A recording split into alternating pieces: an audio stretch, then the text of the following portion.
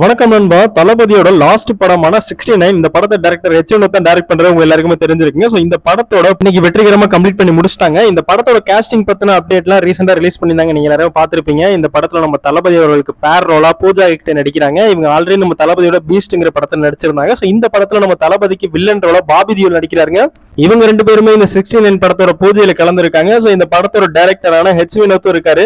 நம்ம தளபதி பூஜைக்கு பாத்தீங்கன்னா வேஸ்ட் ஷர்ட்ல வந்திருக்காருங்க. சோ உண்மையிலே அவர் எந்த பூஜையிலுமே இந்த மாதிரியான ஒரு காஸ்டியூம்ல வந்து கலந்துக்கிட்டே கிடையாது. சோ அரசியல் படமா இருக்கும் அப்படிங்கிற மாதிரி ஃபேன்ஸ் மத்தியில இப்பவே ஒரு டாக் வந்து ஸ்டார்ட் ஆயிருச்சுன்னு தான் சொல்லணும். வேஸ்ட் ஷர்ட்ல வந்திருக்காரு. சோ நெக்ஸ்ட் அவர் அரசியலுக்கு போறது உங்க எல்லாருக்குமே தெரிஞ்சிருக்கும். சோ அதனால இந்த மாதிரியான ஒரு டாக் இப்போ ஓபன் ஆயிருக்குங்க.